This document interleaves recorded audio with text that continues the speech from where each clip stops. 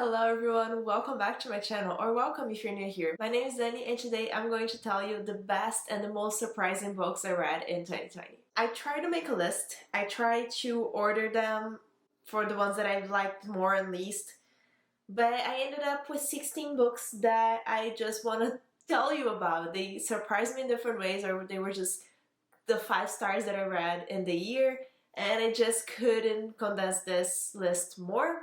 So I'm going to tell you about the 16 books that were the best or the most surprising that I read. I'm not going to go into the plot and what the story is about for every book because it's going to be a lot, but I want to tell you why I love them and if you should read them as well. So this is not in any order whatsoever except for the last 3 maybe. Those were like the highest of the year, but until then it's just what I could put together. So the first one in the list, which was my most anticipated book in the whole year, is Hollowpox by Jessica Townsend.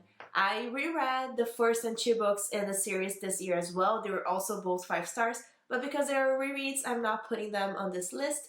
But Hollowpox, the third one, was definitely a 5 star. The story continues to be whimsical and adorable, and I love these characters more in every book. We get to know some of the adult characters more in this one, and I love them. And it's just a whimsical, adorable story about a little girl in a magical world, and I definitely highly recommend the series for anyone who likes middle grade fantasy. So now we have The City We Became by N.K. Jemisin. In this story, every big city in the world has a soul, so it has an actual person that gets the soul of that city. And New York starts to get this soul, and it's spread in 6 different people for the 6 different boroughs of New York. And then they have to get together to battle against this other thing that they don't really understand very well. And I just had so much fun with this book. For me, it felt like watching a Marvel movie because it's like this 6 different people who have powers and they're assembling to fight a bigger evil, and it was just a lot of fun for me. It's just very entertaining, and I love what N.K. Jemisin has to say and the way she says it. There's a lot of commentary and discussion about race, about gender equality, about just a lot of things in this book, which can seem a little bit heavy-handed at some points, but I think she does it very well, and I really enjoyed it, and I just had a blast with this book, so I definitely recommend if you just want a fun, entertaining, mostly fast-paced, most of it is fast-paced, book with amazing characters. And then we have 2 Neil Shusterman because, of course, we needed to have my Neil Shusterman 5 stars in here. The first one is Dry. He wrote it with his son Jared Shusterman, and this is about, I said that I wasn't going to tell you what the books were about, but it's about a drought in California, and it was just like another Neil Shusterman book for me, which I always love. I love the way he writes. I think I tabbed a lot of the book. I don't know if you can see it, but there's a lot of quotes in here that I want to go back to and I want to reread. I thought it was just fun, entertaining, impactful, just great conversation, and it made me very thirsty throughout the whole book because they don't have water, so they're talking about wanting water a lot. But I definitely recommend this book.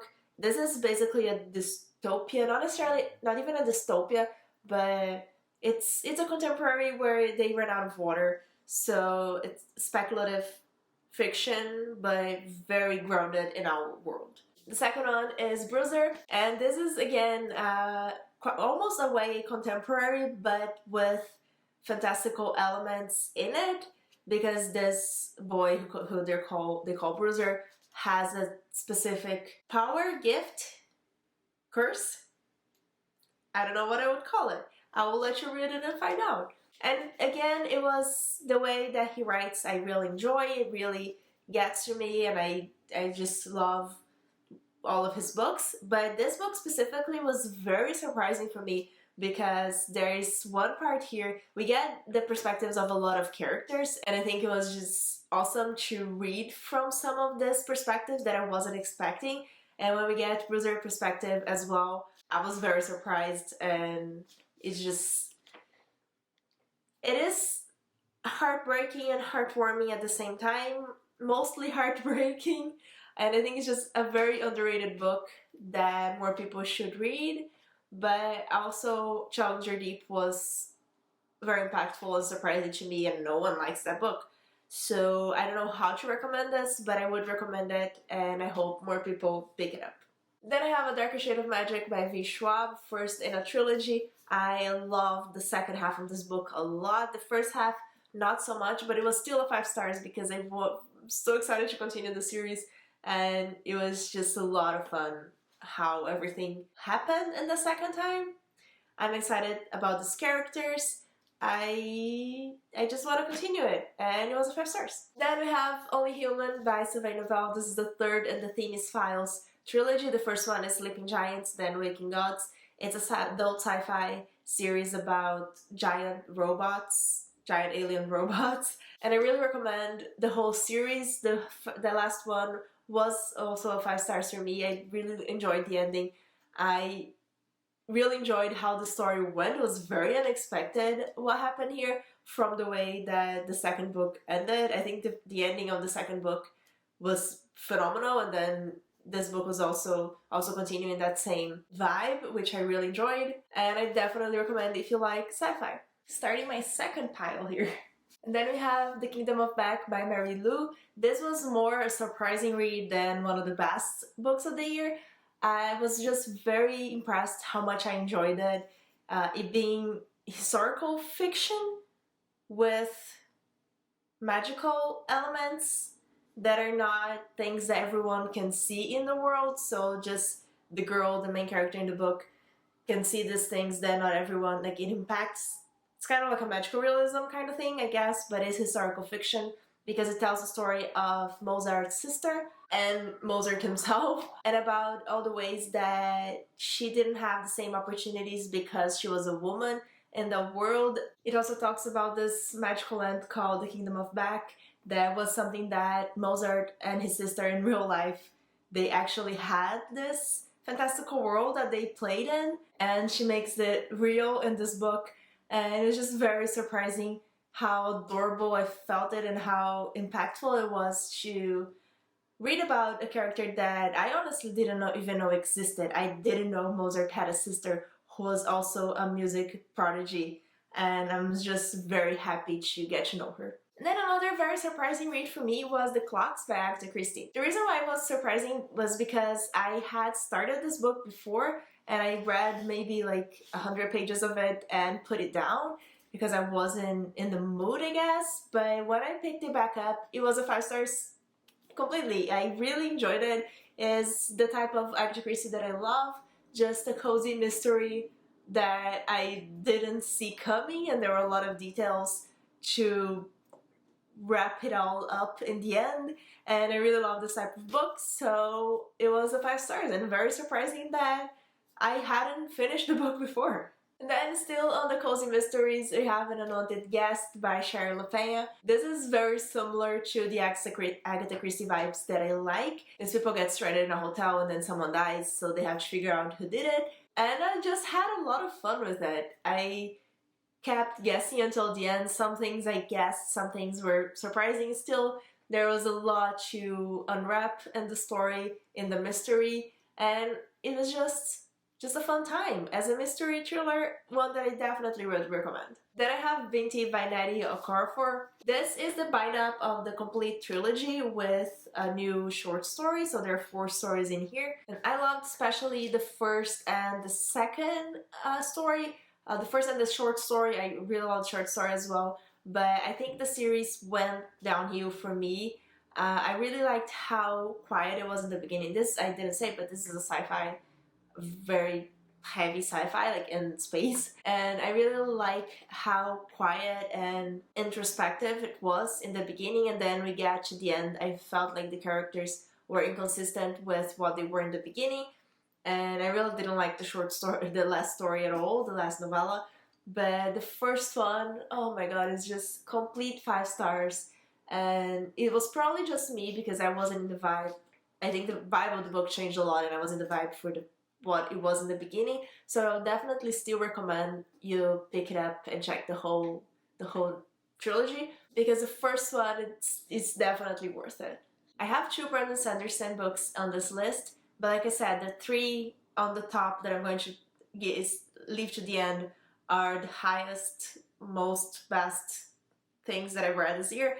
So the other one that was also in this list of best, but not on the top 3, was Warbreaker. This was the first book that I read in the year in 2020, and I think that's why it isn't higher up in the list, because I honestly forgot a lot of what happened here. I just remember some scenes and some situations and some of the magic and some characters, and I love all of that, and I really, really want to reread it at some point because I enjoyed it a lot. I think it's definitely a great place to start with Brandon Sanderson, and it was a lot of fun, and I want to pick it up again because I want to remember everything that happened again. It was really, really good. Then I have Artificial Condition by Martha Wells. This is the second book in the Murderbot Quartet, which is a series of 4 novellas, and I didn't like the first one so much, honestly. I thought it was mostly just confusing. I liked the characters a lot, but I really like Murderbot. But the world, the plot was just a mess for me. Not that it wasn't well explained, it's just I was very confused throughout the book about what was happening. But the second one was perfect. Complete 5 stars. We get a new character here named Art, which is so funny, and his their interactions with Murderbot are just phenomenal. And I really love all these robots, all these artificial intelligences that she created. Now, definitely recommend this whole series. I didn't love the rest of the series as it went as much as I loved this one, but I still want to read the novel, which is called Network Effect, because I've heard that Art comes back, and I just love these characters so much. So definitely this was complete 5 stars. Not to mention, also very surprising because I didn't expect to love it this much after how I felt with the first book. And then before we get to the top 3, we have The Humans by Matt Haig. This is a sci-fi about an alien who comes to Earth, and there's a lot of discussion about what it means to be human and mental health, and there's just a lot to unpack in this book, but it's just so funny. I love the way Matt Haig writes. I love his humor. It is heartbreaking and heartwarming at the same time. This alien is just one of the funniest characters I've ever met. And I definitely want to read more books by this author because this was fantastic. And now we are on the top 3.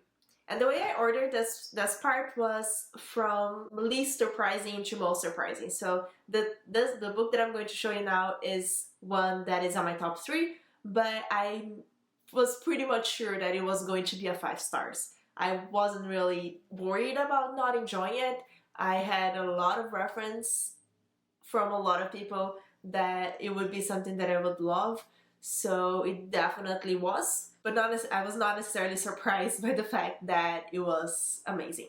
And that is The Final Empire by Brandon Sanderson. This is the first in a high fantasy, epic fantasy series, and it's just the best first book in a trilogy that I've ever read. I love how this book is pretty much, it contains the whole story in itself.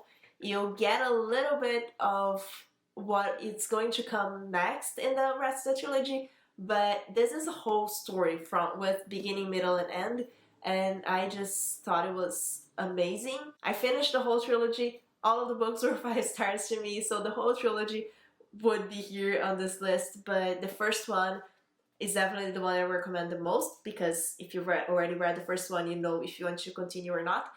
But if you haven't yet, I would completely 100% recommend The Final Empire. Just a lot of fun, great magic system, very cool characters, a lot of characters to get to know, in a world that just keeps getting bigger as you go, and in a great way. Definitely recommend it. The next one is the first of one of my new favorite series, and one that I also expected to like from the reference that I got, but I wasn't sure what to expect because of the format. Was the first time that I was reading in this format, and I've given 5 stars to pretty much all the books in the series that I've read so far, and you probably already know what it is. It's Fullmetal Alchemist by Hiromu Arakawa. I think she's a phenomenal writer. I love the characters in this manga so much. So like I said, it is different format from what I usually read. It's a manga, and these editions just make it even better because they're so pretty. I really recommend this. This is basically YA fantasy, I guess, and it's just great characters, great plot, great magic system, I'll say. They do alchemy, so it's not exactly magic, but it's type of magic. And there's just a lot to know, a lot of characters to get to know. All the villains are so good. So definitely 100% recommend if you want a manga to start with, if you haven't read any manga, but if you have and you haven't read Fullmetal Alchemist yet, definitely recommend. And the last book I want to share with you, which was pretty much the best book I read in 2020, I would say, in a way that it was surprising to me how much I loved it. So it isn't the best, it was complete 5 stars, but it was also surprising because I didn't expect, I just picked it up without knowing what to expect about it. There was no previous reviews and I just read it in 2 days and I couldn't put it down. And I think the vibe was just perfect for when I read it. So the first book on my list of best books that I've read in 2020 is Horrid by Katrina Leno. It's the first book by this author that I've read and I want to read all of her books now. I think it was the vibe of this book that got to me and it was so immersive. It talks a lot about Agatha Christie novels as well. In here, the character really likes to read Agatha Christie. And it was just the perfect amount of creepy that I like. It was the perfect amount of contemporary in it. It was paced perfectly. It felt like it was structured exactly to make it a book that I would love. We have a lot of the relationship between the mother and the daughter and the beginning of this book especially, which actually reminded me a lot of Gilmore Girls, which I love. And I don't know, it was just a combination of things that for me worked perfectly and it was just made for me. So I don't know if I would recommend this book to everyone because it's not a very scary horror. So if you like scary horror, you might not enjoy this one. But it's still creepy enough that if you don't like to read creepy stuff, then you won't enjoy it. But if you want just a spooky novel that has some really weird elements and some really weird plot, I would definitely recommend it. The plot twists are also not necessarily the most unexpected things ever. It's just, I can't explain it. It's just the way that it works, the way that she writes, the way that the story is paced. Like I said, I really enjoyed the characters and I definitely want to reread this book because I read it so fast and I want to take my time with it a little bit more next time. And I definitely want to pick up more by Katrina Leno. If you have any that you recommend, I would love some recommendations. So that was it for the best and most surprising books that I read in 2020. I would love to know what your top 3 is, so definitely let me know in the comments. And if you can also pick just one, what would be your top book of 2020? I think for me it would be Horrid, which is a surprising answer considering all the amazing books that I read. But that's it for this video. Remember to like and subscribe, and thank you so much for joining me.